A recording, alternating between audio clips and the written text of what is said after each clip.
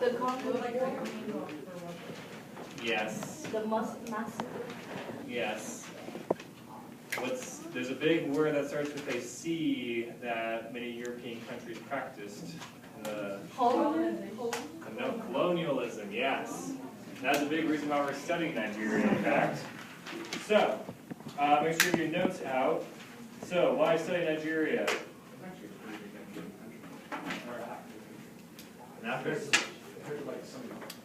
True. So why study Nigeria? It's a lesser developing country. That's what LDC means. So if you ever see that acronym, it means lesser developed country. It's trying to democratize, but as you guys might remember, it has a history of colonialism, military rule. That's one of the big things. It has a lot of issues with coup d'etats. They've tried parliamentary democracy and presidential democracy. And as you'll see, things have changed a lot over the past few years, and we can always trace that back to colonialism. It does have the largest population in Africa, so that's probably one reason why the AP decided to choose it. It does have a system of federalist government. So what other countries have had a federalist system we've studied? Not China. Not China. What did you say? What other countries have we studied that has a federal system of government? Not Iran, not UK, kind of. They're kind of this unique thing where it's unitary for England, and but they have Scotland, Northern Ireland, Wales as well. So, you guys have said most of the countries. Russia, yes. Russia is the federal government. Speak up. It has a resource curse like many of these other countries we've studied, like Iran, going back to oil, and its high dependency on oil.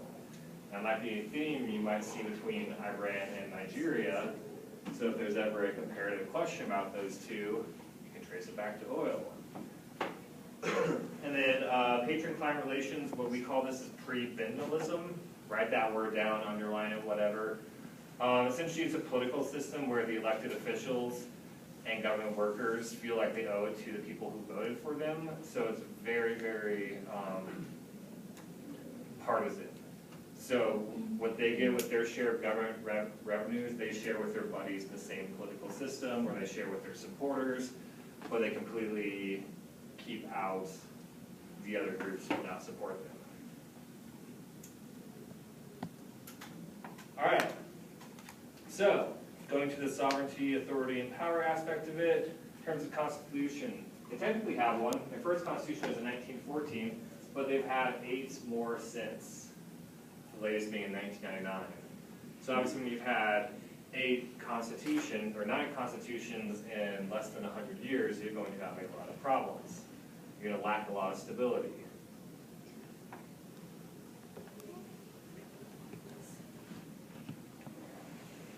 Why don't they just reform the Constitution? That's my question. Why don't they? Yeah, like instead of just like overthrowing the Constitution. Oh, coup d'etats.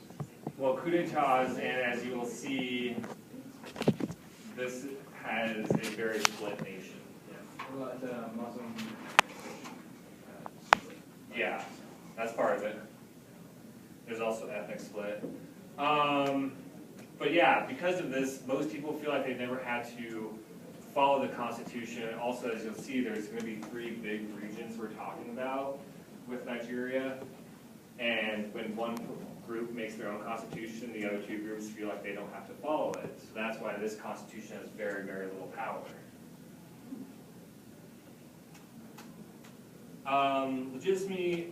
Legitimacy is newly founded in 1960, which is right after the British decided to give up rule.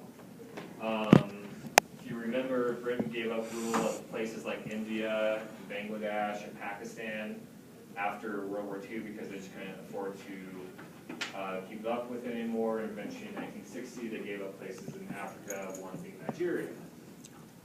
Was that one of the first countries?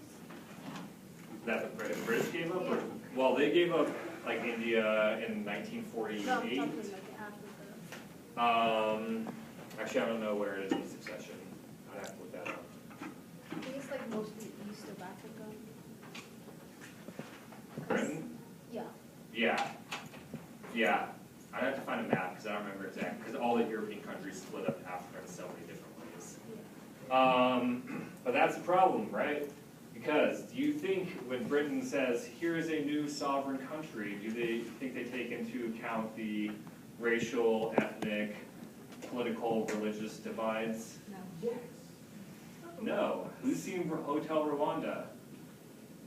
You guys have never seen Hotel Rwanda? I have. Okay. The Tutsi and Military Hutu. thing. Yeah, because Those so you have so many conflicts like that because you have these European countries colonize these places and then say, here's a new country that has all these different ethnic groups or different whatever beliefs, and they say, but these people are in charge, which causes a lot of strife.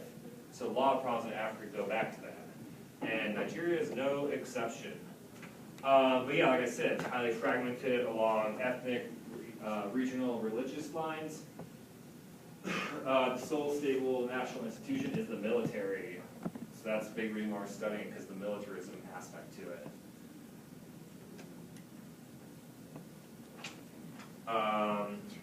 Very low legitimacy of the government. Like I said, when one group is in power, the other two groups feel like they don't have to obey. So most people view the Nigerian government as being very illegitimate.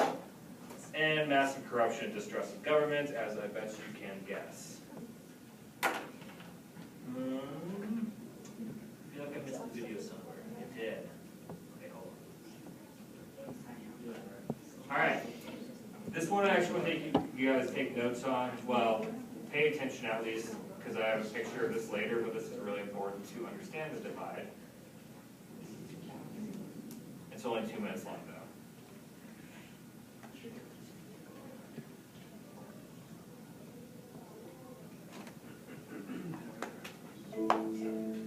The West African country of Nigeria is bordered by Benin, Niger, Chad, Cameroon,